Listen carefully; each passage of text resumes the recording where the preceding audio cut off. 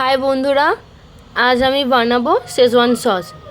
তো তার জন্য এখানে আমাদের কিছু শুকনো লঙ্কা আর যে লঙ্কাটা ক্যাপসিকামের যে শুকনো লঙ্কাটা পাওয়া যায় সেটা আমরা নিয়ে নেব।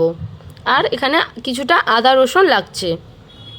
তো লঙ্কার থেকে সমস্ত বীজগুলোকে বের করে নিতে হবে, না হলে সসটা ঝাল হয়ে যাবে। তো লঙ্কা থেকে সমস্ত বীজ আমরা আলাদা করে নিয়েছি।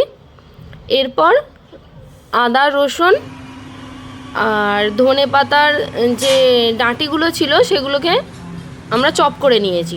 তো এটাকে একটু ফাইন চপ করতে হবে, তাহলে এটা ফ্রাই করার সময় একটু আমাদের সুবিধা হবে। তো দেখুন আপনারা কিভাবে আমরা এটাকে ফাইন চপ করে নিয়েছি। এরপর যেটা করব, লঙ্কাগুলোকে আমরা বয়েল করে নেব। তো নর্মাল জলের মধ্যেই আমরা লঙ্কাটাকে বয়েল করে নেব। আর এটাকে একটু ভালো করে বয়েল করতে হবে, কেন এটা তারপরে আমরা এটার পেস্ট বানাবো। তো দেখুন আমাদের বয়েল অলরেডি হয়েই এসেছে।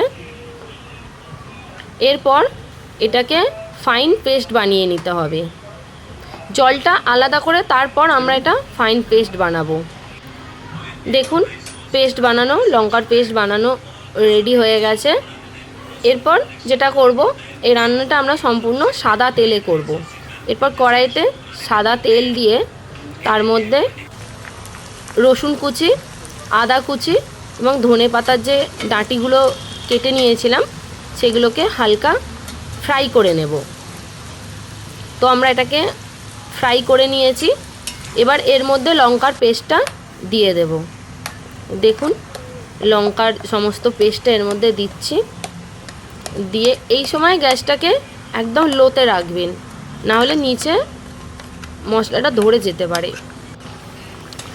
তো দেখুন কালারটা আস্তে আস্তে চেঞ্জ হয়ে যাচ্ছে।